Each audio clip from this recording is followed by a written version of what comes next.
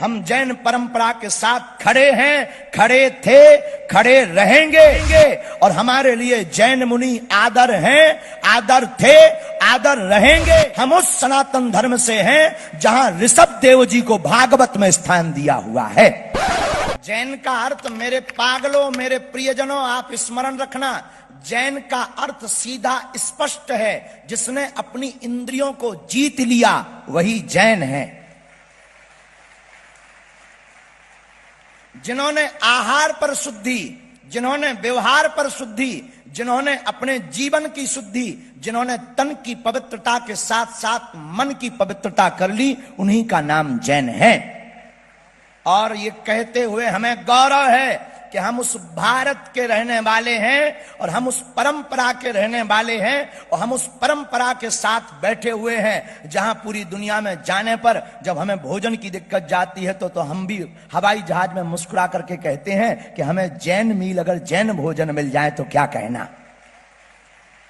ये हमारा और पूरे भारत के लोगों का सौभाग्य है। और मेरे प्रियजनों और भारत के सनातन के लोगों, कभी किसी के बहकावे में मत आना।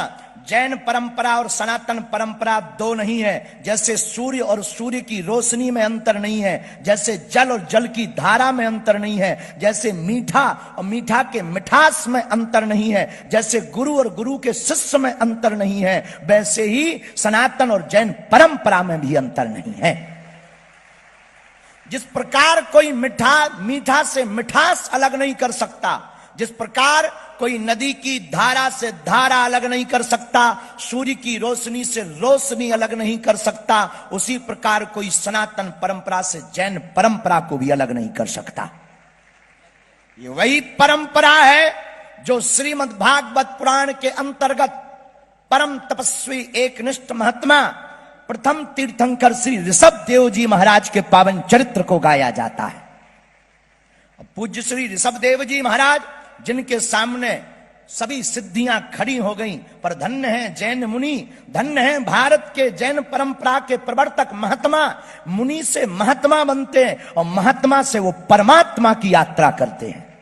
धन्य हैं जो त्याग करते, वस्त्रों का त्याग नहीं, अपने जीवन की प्रत्येक कामनाओं का त्याग करते हैं। मेरे पागलों, याद रखना, भारत के लोगों, भारत में कच्छा त्यागना तो सस्ता है, इच्छा त्यागना बहुत महंगा है।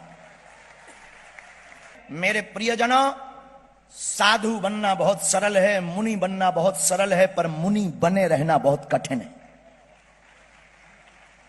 मुनि होना बहुत सरल है, वस्त्र त्याज्य कर लिया, केश लोचन कर लिया, ये हमारा भारत है, ये सनातन की सौंदर्यता है, जहां केश लोचन की परंपरा को हम सब लोग बड़ी श्रद्धा के साथ देखते हैं, दर्शन करते हैं। और मेरे पागलों, जो जैनों के ऊपर, जैन परंपरा के और मुनियों के ऊपर हंसते हैं, उंगली उठाते हैं, कवाड़ियों, निकम्मा, तुम्हें खबर भी है जब तुम मां की कोख से पैदा होते हो तो तब तुम्हारा यही रूप होता है।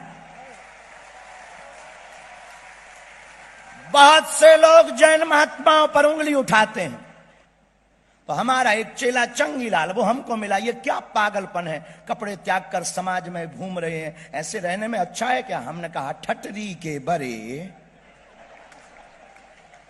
नक कटा आगी के लगे, गलती तूने की। वो कह रहा है ये गलती कर रहा है, समाज को नंगा कर रहा है। हमने कहा, ठटरी के बरे गलती तू कर रहा है, तू नंगा आया था, तूने कपड़े पहन लिए हैं।